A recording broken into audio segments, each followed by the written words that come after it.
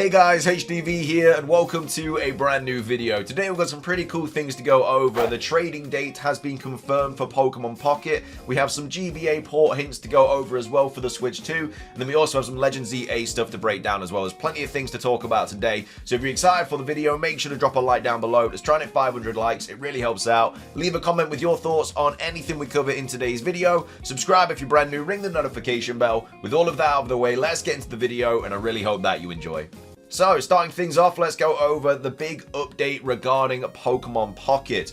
We have Cerebi here tweeting out saying, Cerebi update, Pokemon TCG Pocket has confirmed that new booster packs will be available in-game by the end of the year. Now, of course, that has already been data mined, that subset or whatever. It's like that mini set that's coming out that was data mined like a week ago or something. That has now been confirmed by Pokemon Pocket, so that's going to be a new booster packs. And then alongside this, certain cards will be able to be traded starting in January 2025 with more added over time. So this is the actual statement from Pokemon Pocket TCG themselves. So they said, "Hi everyone, today I'd like to share a brief statement by the Pokemon TCG Pocket team about more immediate updates coming to the game in the next few months.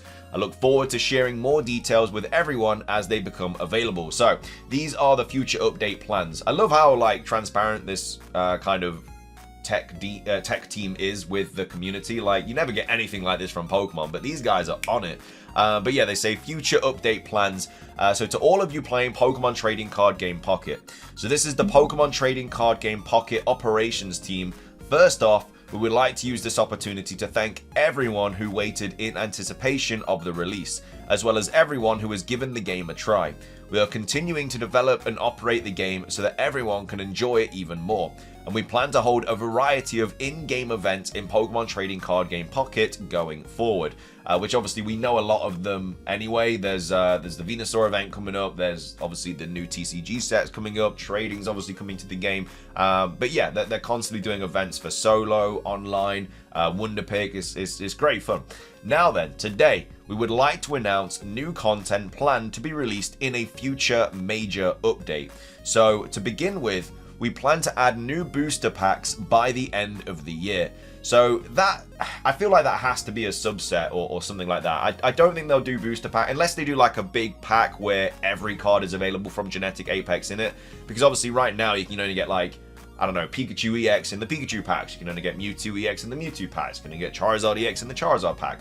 Maybe they just do like one jumbo pack that gets you like, I don't know, maybe it costs a little bit more. Maybe it costs like, I don't know, like 20 pack Hourglass or something like that. But you get like, I don't know, like 10 cards or something like that. And it can be from any of the 3 packs of Genetic Apex. So it could be that, or it could just be, you know, brand new cards where there is like a new subset or something revealed, because that was obviously what was data mined back, I think, last week or something like that.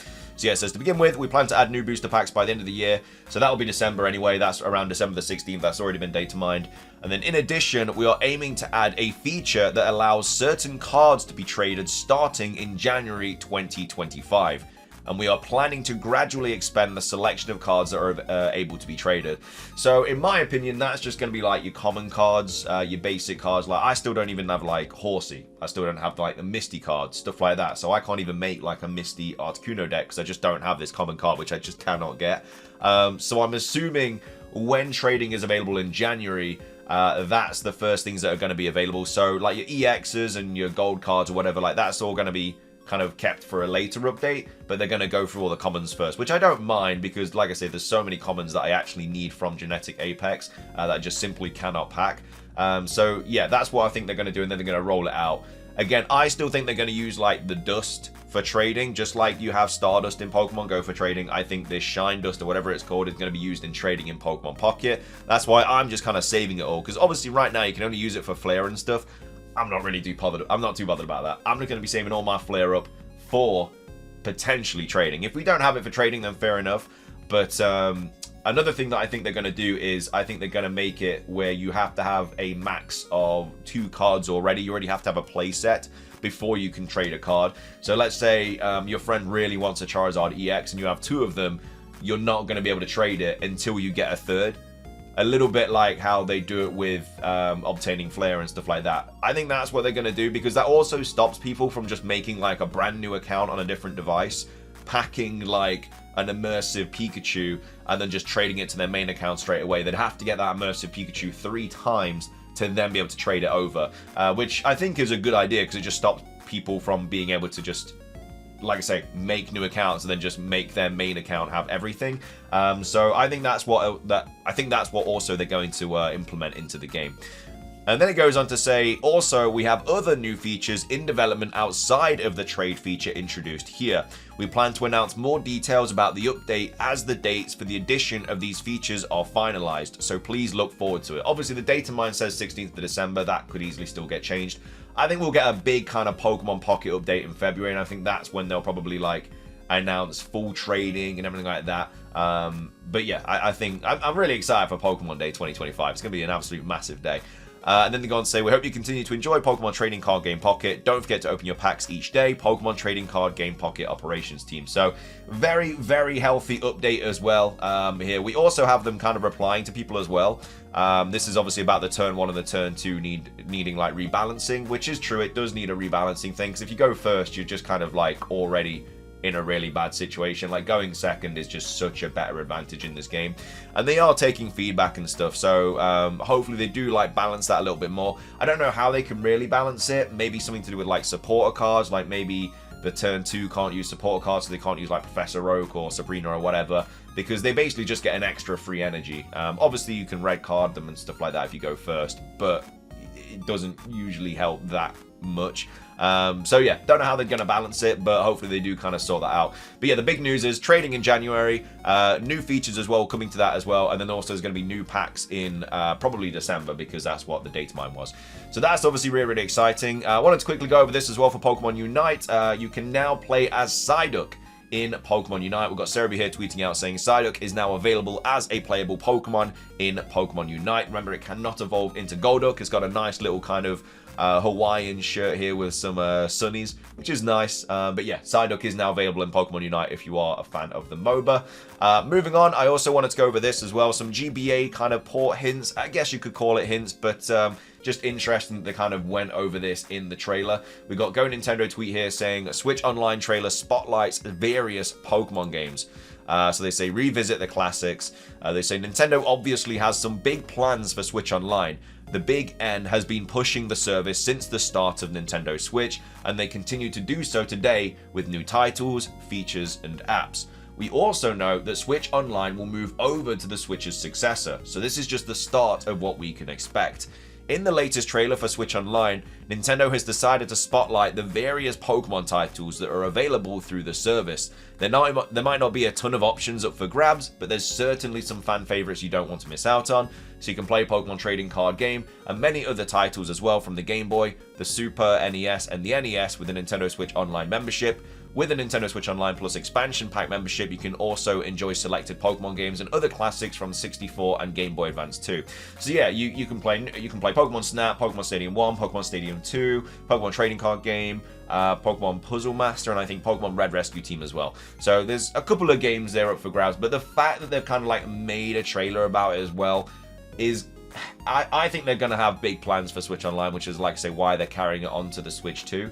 And I think if they drop like a big sort of kind of, I guess, collection of all the games, it would obviously make so many people buy the Switch Online expansion, because then you don't have to go out and emulate it. You don't have to go out and buy a physical game, which in this day and age, trying to get like Pokemon Leaf Green, for example, is like £100 or something like that. It's absolutely ridiculous, extortionate pricing. So yeah, I really hope that they do kind of incorporate that, and maybe that's why they're kind of promoting Pokemon so much for the Nintendo Switch Online. And we obviously have the 30th anniversary coming up in 2026, so maybe they announce something for that. Maybe they make all of the old previous games available on Nintendo Switch Online for the 30th anniversary, which would be absolutely mind-blowing. But yeah, just wanted to quickly go over that, because it's just interesting that they used a lot of old Pokemon games to kind of promote the Switch Online, when really the games that are available on the Switch Online aren't everybody's favorites. I mean, I love Pokemon Stadium, but there aren't loads of people out there bothered about you know, the old Pokemon Snap, the old Pokemon trading card game. Everybody wants to play Red, Blue, Yellow, Gold, Silver, Crystal, Ruby, Sapphire, Emerald, Diamond, Pearl, Platinum, Light. They want to play all these old classics on the Switch Online. But yeah, just thought I'd go over that. And then finishing things off for today's video, we're kind of revisiting this rumor. We've got more of the community kind of talking about it now. We covered this a couple of times, but it's just exciting because it just has like a lot of credibility about it. I don't even remember when it was posted. I remember covering it like a week or so ago. We won't go over everything in it because obviously we already have, but I want to talk about like what a couple of other people in the community are sort of talking about. Like Centro is obviously saying like pay attention to this. Soul Silver is kind of bringing it up, and we have other kind of points that are pretty good in favor of it as well. So just wanted to quickly go over this today as well, just because it's exciting, because it's the first like 4chan leak in a while that generally has a leg to stand on, and we can't usually say that. But yeah, we have Soul Silver here saying, after the last week, it's been brought to my attention that it now seems like this 4chan rumor might actually hold some weight. But I'm sorry, I just can't get past the 8 new Megas thing. Like, I think at the very least we'll get 10 new Megas. They wouldn't hype it up just to give us a few, especially if 3 of them are just the starters. Nope, I'm expecting around 25 new Mega Evolutions personally, and hopefully some regional forms / legendary forms. If there's nothing other than Megas, then I really hope there's over 30 new ones. 30 new Megas is just not gonna happen. Like, that's just too many in my opinion. I think 8 is generally, I think, I've always said 10 to 15 I think is probably gonna be the correct amount. But we do also have this post here from Star saying it actually makes absolute sense to only get 8 new Mega Evolutions if we consider Legends ZA is never becoming the next game to support competitive. These new Mega Evolutions would only be for the plot, and then we'd get other new Pokemon we can recycle in future games such as regional forms, which absolutely makes sense. We know there's no competitive in this game. Mega Evolutions are basically only used for competitive. Like, that's the main point of it. It's a gimmick. It's a battle gimmick. So if there's no competitive online, the battle gimmick is not going to shine. So maybe they aren't going to make that many new Mega Evolutions, and instead they're going to make more new forms, more new ride Pokemon, stuff like that. So this is the list that they kind of put together, saying, according to the Terra Leak, Riddler-Coup, and Common Sense, these Megas would be Chestnut, Delphox, Greninja, Zeraora, Xerneas, Yveltal, Zygarde, and the A Legendary.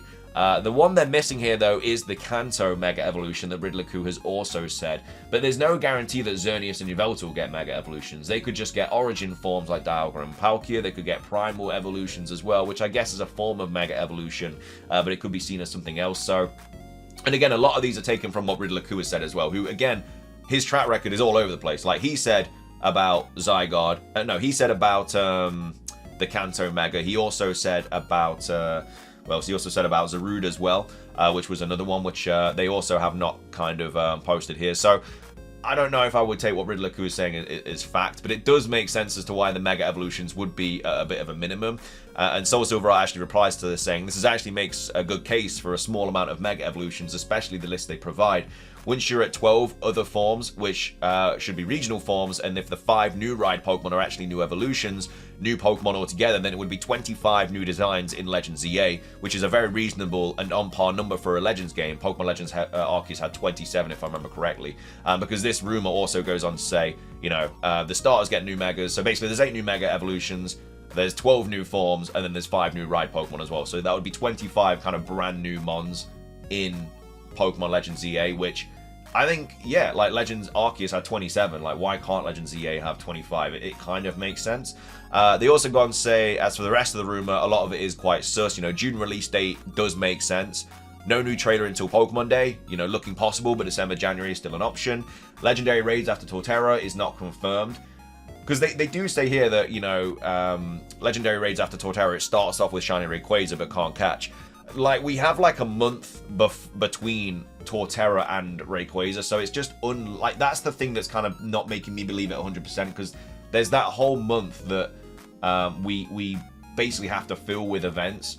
Now, they could just do outbreaks and stuff like that, and they could just do multiple outbreaks until the first legendary raid, which would be Rayquaza. Like, we know the first legendary raid is... Well, I mean, we think the first legendary raid is going to be Rayquaza, because that's the only one that's been announced, but they could easily drop, like, the Mewtwo raid again or something after Torterra, and then obviously do Rayquaza after it. But, yeah, legendary raids after Torterra, not confirmed. Shiny Rayquaza raid, can't catch, obviously unconfirmed as well. They are saying that you can't catch it. Now, you could catch the Mewtwo in Scarlet and Violet, so... that kind of hurts this idea, but at the same time, Game Freak haters shiny hunting, which is why they shiny locked everything. So maybe maybe you can't catch it. And then ZA starters, Kalos starters with Megas, obviously Q suggested but not confirmed. Q had definitely mentioned the Rayquaza before this rumor was posted, and the rest is very guessable, so I still doubt it's real. I'm just a little bit more open to it, I guess. So, like I say, more of the community saying it is, you know, legit and stuff. Like, say, we've got big kind of names in the community as well, like Centro, stuff like that. Even though Centro is not a leaker, they are still quite a big account and stuff, so they are it's getting a lot of traction, basically, is what I wanted to say. So this will be the last time I cover this, unless obviously more of it turns out to be true. Like if we get confirmation that you can't catch Rayquaza and stuff like that, then we'll probably revisit it, but this will be the last time I talk about it until we get more of an update regarding it, because it's probably still fake at the end of the day. Like a lot of it is guessable, like Soul Silverheart says, but they got a couple of things right, so it's definitely something to keep an eye on. But either way, that's everything that I wanted to cover in today's video. I hope you guys enjoyed. If you did, please do consider leaving a like. Let's try and hit 500. Like I say, leave a comment about everything that we covered today. What do you think about this rumor as well? Also, what do you think about the GBA ports potentially being on the Switch 2? And then also, what are your thoughts on trading as well? How do you think they're going to kind of incorporate it into the game, and how do you think they're going to make it work? But yeah, thank you for watching. Subscribe if you're brand new. Ring the notification bell for daily Pokemon content. Have a great rest of your day, and until next time, peace.